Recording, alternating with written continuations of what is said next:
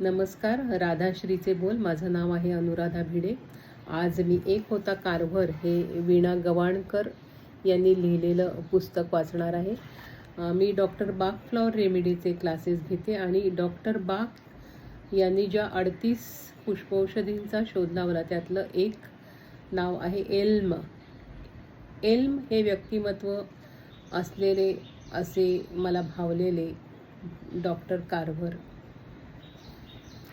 यातला पहिलं प्रकरण आहे ते वाचणार आहे. या पुस्तकाची ओळख करून देण्यासाठी मेरीचं पोर. चल उठतोस की येऊ मीच तिकडे.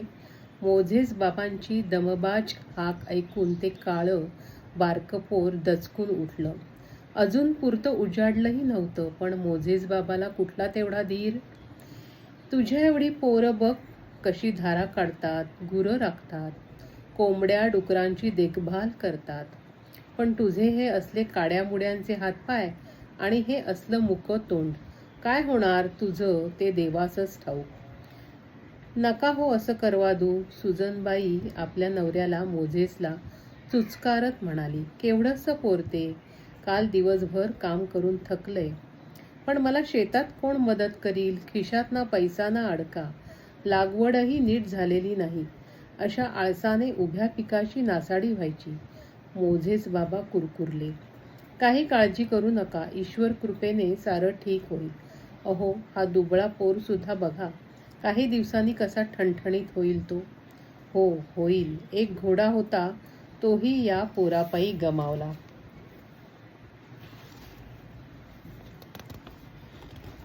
झालं होतं काय, अमेरिकेतील मिझुरी राज्यातील डायमंड ग्रोव्ह पाड्यावर मोझेस कारभार नावाचा एक जर्मन शेतकरी आपली पत्नी सुझन हिच्यासह राहत असे. त्याच्या घरी मेरी नावाची गुलाम निग्रो स्त्री होती. जनरल ग्रँटकडून त्याने ती $700 विकत घेतली होती. वास्तविक मोझेस कारभारला गुलामगिरी पसंत नव्हती. माणसं विकत घेणं त्याला अमानुषपणाचं वाटे, पण शेतीवाडी बघताना आपल्या एकाकी पत्नीच्या मदतीसाठी अन सोबतीसाठी कोणी असावं म्हणून त्याने मेरी विकत घेतली होती. तिला आपल्या घराजवळच्या गोठ्या शेजारी एक लाकडी खोपटही बांधून दिलं होतं. तिचा नवरा दुसऱ्या मळेवाल्याकडे लाकडं कापण्याच्या कामावर मजुरी करायचा. मधून तो आपल्या बायकोला मेरीला भेटायला येई. एके दिवशी तिला बातमी मिळाली की 2 महिन्यांपूर्वीच तिचा नवरा अपघातात मेला. गुलामीचं जीणं. बिचारीला बातमी दिली गेली हेच खूप म्हणायचं.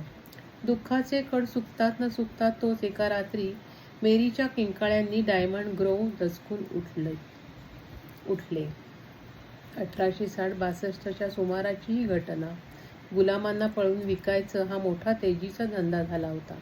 मेरीवर अशाच एका टोळीची नजर पडली. रातोरात तिला पळवून नेण्यासाठी धाड पडली होती. मेरीच्या किंकाळ्यांनी जाग आल्यावर काय घडतंय याची कल्पना क्षणार्धात मोझेस बाबांना आली.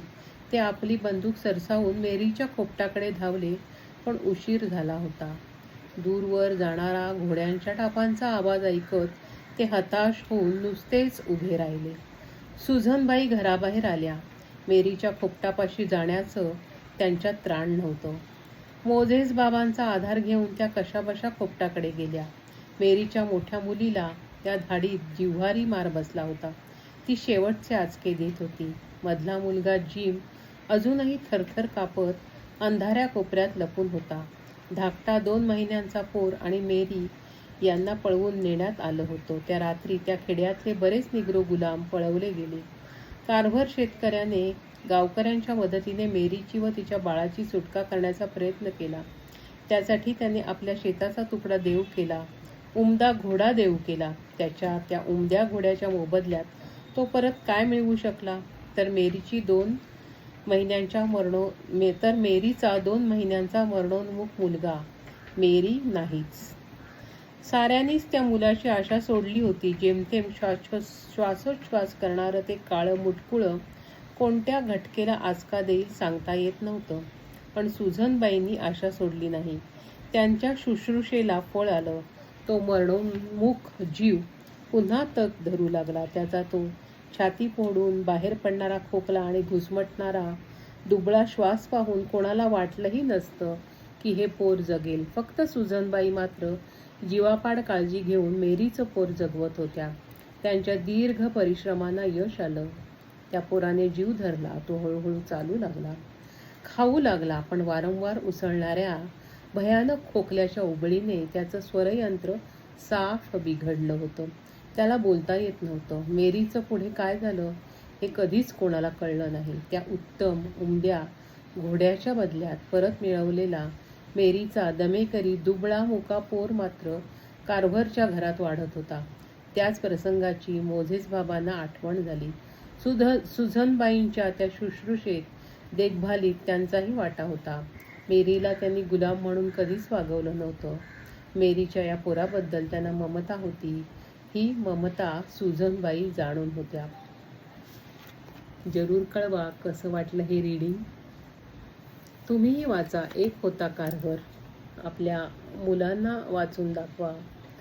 महान कार्य केलेले हे डॉक्टर कारभार माझं एक अतिशय आवडतं पुस्तक, ज्याची ह्या निमित्ताने मी पुन्हा ओळख करून देत आहे. कदाचित बऱ्याच जणांना माहिती नसेल, पण आपली स्मरणशक्ती चांगली राहण्यासाठी, आपली शब्दसंपत्ती वाढण्यासाठी वाचनासारखा दुसरा छंद नाही. म्हणूनच ग्रंथ हे गुरु असं म्हटलं गेले नाही का. राधाश्रीचे बोल. धन्यवाद. इथेच थांबते. वीणा गवाणकर यांचं हे पुस्तक एक होता कारभार आणि हंस प्रकाशन यांनी हे पब्लिश केलं आहे. धन्यवाद.